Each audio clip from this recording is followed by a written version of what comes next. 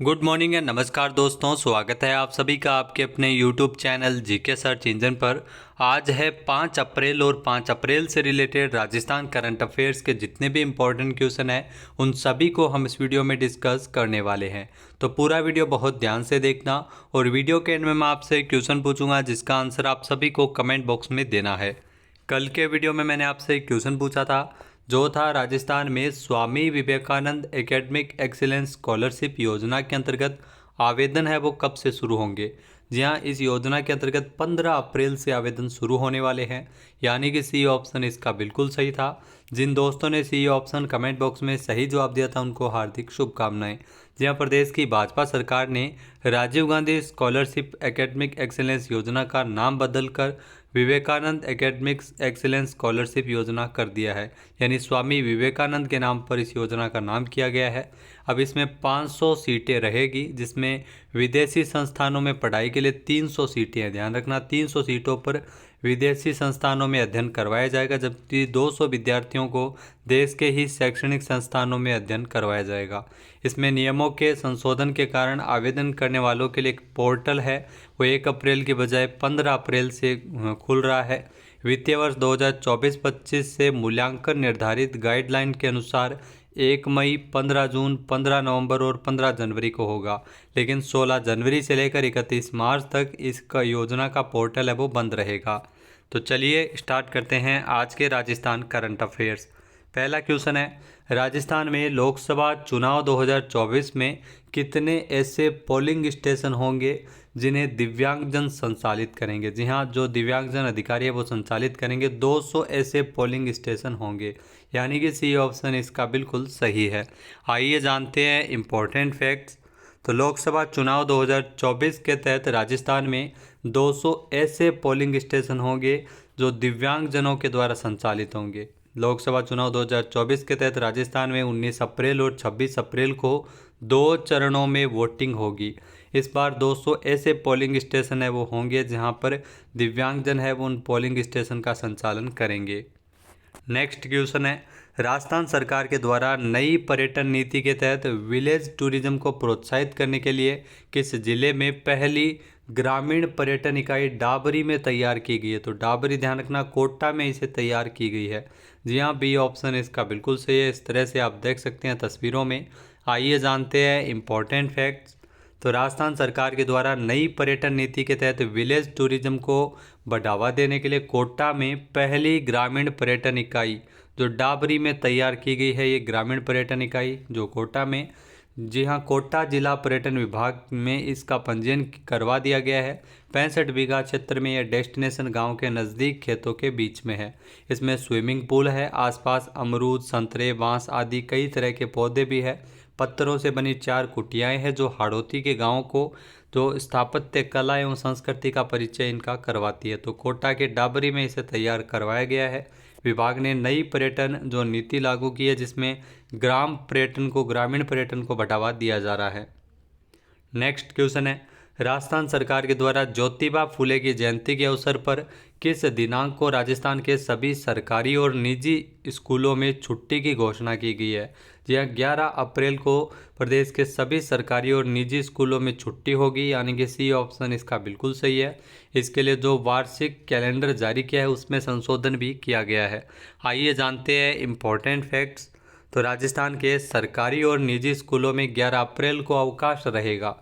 शिक्षा विभाग ने नया आदेश जारी किया है। 11 अप्रैल को ज्योतिबा फुले की जयंती है और इस अवसर पर शिक्षा विभाग ने वार्षिक कैलेंडर में फेरबदल करते हुए 3 अप्रैल को इस संबंध में आदेश जारी करते हुए ज्योतिबा फुले की जयंती के अवसर पर 11 अप्रैल को राजस्थान के सभी सरकारी और निजी स्कूलों में छुट्टी की घोषणा की गई है। शिक्षा विभाग के कैलेंडर में सत्र शुरू होने से पहले छुट्टियां तय हो जाती है, बाद में शिविरा कैलेंडर में बदलाव नहीं होता है, लेकिन एक बार सरकार के द्वारा इसमें बदलाव किए जाने को लेकर आदेश जारी किए हैं। 11 अप्रैल 1827 को महाराष्ट्र में जन्मे ज्योतिराव गोविंदराव फूले एक भारतीय सामाजिक कार्यकर्ता, व्यवसायी, जाति विरोधी समाज सुधारक और लेखक थे।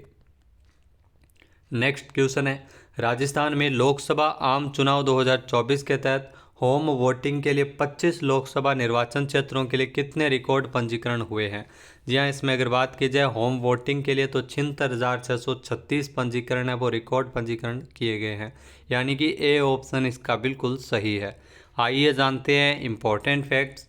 तो राजस्थान में लोकसभा चुनाव 2024 के तहत होम वोटिंग यानी घर से ही वोटिंग करने को लेकर रिकॉर्ड 76,636 पंजीकरण है वो करवाए गए हैं, जिसमें 58,954 बुजुर्ग और 17,682 दिव्यांग मतदाता है जो घर से वोटिंग करेंगे।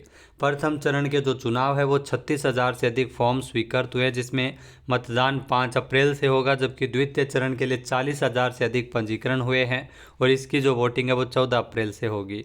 मुख्य निर्वाचन अधिकारी प्रवीण गुप्ता के मुताबिक होम वोटिंग हेतु सभी 25 लोकसभा निर्वाचन क्षेत्रों के लिए रिकॉर्ड पंजीकरण किए गए हैं। लोकसभा चुनाव के लिए वोटिंग की जो होम वोटिंग की सुविधा ऐसे मतदाताओं को मिलती है जो 85 साल से अधिक आयु के वरिष्ठ नागरिकों को होम वोटिंग की सुविधा मिलती है, जबकि 40% से अधिक दिव्यांगता वाले श्रेणी के विशेष योग्यजनों को यह लाभ मिलता है। पात्र मतदाताओं ने फॉर्म 12D भरकर BLO को सबमिट किया था और इसके बाद में उन्हें यह सुविधा दी जा रही है। नेक्स्ट है, राजस्थान में कृषि अनुसंधान केंद्र बोरवट बांसवाड़ा के द्वारा गेहूं की कौन सी नई किस्म विकसित की गई है? जी हाँ, गेहूं की PWU15 जो नई किस्म है ये गेहूं की किस्म है जो विकसित की गई है। सी ऑप्शन यहाँ पर बिल्कुल सही है। आइए जानते हैं इम्पोर्टेंट फैक्ट्स। तो राजस्थान में कृषि अनुसंधान केंद्र बोरवट बांसवाड़ा के द्वारा गेहूं की PWU15 नई किस्म विकसित की गई है।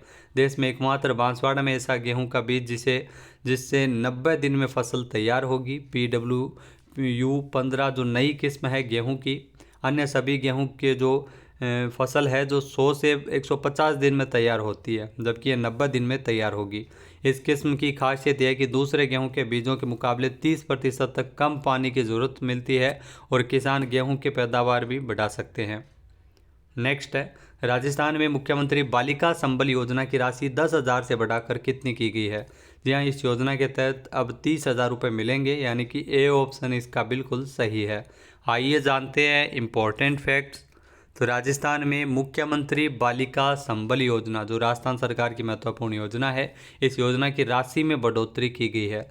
योजना के तहत दी जाने वाली राशि 10,000 रुपये से बढ़ाकर अब 30,000 रुपये कर दी है। समाज में लिंग भेद उन्मूलन और बालिका के जन्म को प्रोत्साहित करने के लिए मुख्यमंत्री बालिका संबल योजना है जो सरकार के द्वारा चलाई जा रही है। योजना के तहत पहली और दूसरी बालिका के जन्म पर और उसके बाद नसबंदी करवाने की स्थिति में यह राशि दी जाती है। नेक्स्ट क्वेश्चन है, हाल ही में किसे राजस्थान क्रिकेट एसोसिएशन का कार्यवाहक अध्यक्ष चुना गया है? यानी RCA राजस्थान क्रिकेट एसोसिएशन का कार्यवाहक अध्यक्ष धनंजय सिंह खींवसर को चुना गया है। सी ऑप्शन इस क्वेश्चन का बिल्कुल सही है। वैभव गहलोत के इस्तीफे के बाद कार्यवाहक अध्यक्ष चुन लिया गया है। आइए जानते हैं इम्पोर्टेंट फैक्ट्स। तो राजस्थान क्रिकेट एसोसिएशन RCA के अध्यक्ष वैभव गहलोत ने इस्तीफा दिया था और उनका इस्तीफा स्वीकार किया गया था। बाद में सर्वसम्मति से हेल्थ मिनिस्टर गजेंद्र सिंह खींवसर के बेटे और नागौर जिला क्रिकेट संघ के अध्यक्ष है धनंजय सिंह खींवसर, जिनको RCA का कार्यवाहक अध्यक्ष चुना गया है। यह भी तय किया गया 21 दिन के नोटिस के बाद RCA के अध्यक्ष और उपाध्यक्ष का चुनाव भी होगा। अगला क्वेश्चन है, हाल ही में देश के मुख्य न्यायाधीश DY चंद्रचूड़ ने किस जिले को जोधपुर हाईकोर्ट से वीडियो कॉन्फ्रेंसिंग के माध्यम से जोड़ने का ऐलान किया है? जी हाँ, बीकानेर को जोधपुर हाईकोर्ट से वीडियो कॉन्फ्रेंसिंग के माध्यम से जोड़ने का ऐलान है वो मुख्य न्यायाधीश DY चंद्रचूड़ के द्वारा किया गया है, यानी कि ए ऑप्शन यहाँ पर बिल्कुल सही है। आइए जानते हैं इम्पोर्टेंट फैक्ट्स। तो देश के मुख्य न्यायाधीश DY चंद्रचूड़ ने 9 मार्च को महाराजा गंगा सिंह विश्वविद्यालय में आयोजित समारोह के दौरान बीकानेर को जोधपुर हाईकोर्ट से वीडियो कॉन्फ्रेंसिंग के माध्यम से जोड़ने का ऐलान किया है। साथ ही साथ ई-कोर्ट फेज़ 3 की शुरुआत भी बीकानेर से की गई है। अब बीकानेर से वकील सीधे हाईकोर्ट में वीडियो कॉन्फ्रेंसिंग के माध्यम से पैरवी कर सकेंगे। जहाँ हमारा संविधान हमारा सम्मान अभियान की शुरुआत करने जस्टिस जो वर्तमान में सुप्रीम कोर्ट के chief justice of India DY Chandrachud है वो बीकानेर पहुँचे थे। नेक्स्ट क्वेश्चन है, कैंसर के लिए भारत की पहली घरेलू जीन थेरेपी कहाँ लॉन्च की गई है? जी हाँ, कैंसर के लिए भारत की जो पहली घरेलू जीन थेरेपी है ये लॉन्च की गई है आईआईटी बॉम्बे के द्वारा, यानी कि ए ऑप्शन यहाँ पर बिल्कुल सही है। आइए जानते हैं इम्पोर्टेंट फैक्ट्स। भारत की राष्ट्रपति द्रौपदी मुर्मू ने आईआईटी बॉम्बे में कैंसर के लिए भारत की पहली घरेलू जीन थेरेपी, ये ध्यान रखना, भारत की पहली घरेलू जीन थेरेपी है जो लॉन्च की गई है आईआईटी बॉम्बे में।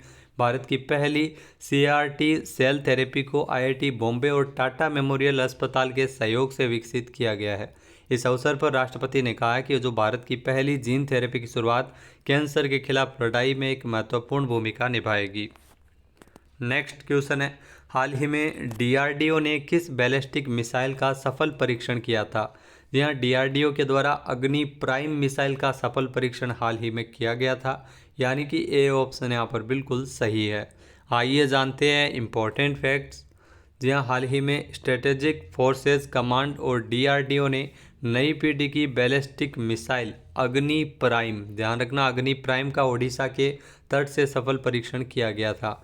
रक्षा मंत्री राजनाथ सिंह ने डीआरडीओ, इसके अलावा एसएफसी तथा सशस्त्र बलों को इस टेस्टिंग के लिए बधाई दी है। अग्नि प्राइम 2 स्टेज वाली सतह से सतह पर मार करने वाली मिसाइल है जिसका सफल परीक्षण ओडिशा से किया गया था। अब बात करते हैं आज के हमारे क्विज के, जिसका आंसर आप सभी को कमेंट बॉक्स में देना है। तो आज का क्विज है, राजस्थान सरकार के द्वारा राजस्थान के कितने महात्मा गांधी इंग्लिश मीडियम स्कूलों में हाईटेक पढ़ाई करवाने हेतु रोबोटिक्स लैब तैयार करवाई गई है? एक बार फिर से सुनिएगा, राजस्थान सरकार के द्वारा राजस्थान के कितने महात्मा गांधी इंग्लिश मीडियम स्कूलों में हाईटेक पढ़ाई करवाने हेतु रोबोटिक्स लैब वो तैयार करवाई गई है? सही आंसर आपको कमेंट बॉक्स में देना है। और अगर ये वीडियो आपको पसंद आए तो इसे लाइक और शेयर करना बिल्कुल न भूलिएगा। चैनल पर नए जुड़े हैं, सब्सक्राइब नहीं किया है तो अभी सब्सक्राइब बटन पर क्लिक करें।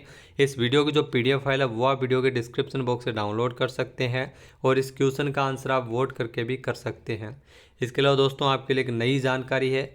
जी हाँ, जीके सर्च इंजन एप्लीकेशन, जी हाँ, जीके सर्च इंजन एप्लीकेशन पर आपको फ्री कंटेंट भी उपलब्ध करवाया जा रहा है। इसके अलावा आपको यहाँ पर अलग अलग कोर्सेज, चाहे वो एलडीसी का हो, इंग्लिश का जो स्पेशल बैच हो, इसके अलावा आपको सीईटी की अगर आप तैयारी करना चाह रहे हैं तो वहाँ से आप कोर्स परचेज कर सकते हैं जिसमें आपको लाइव क्लासेज भी मिलती है। साथ ही साथ शानदार कोर्स है वो अलग अलग ऑफर पे आपको मिल रहे हैं। तो बहुत ही शानदार क्लासेज है वो आप ले सकते हैं।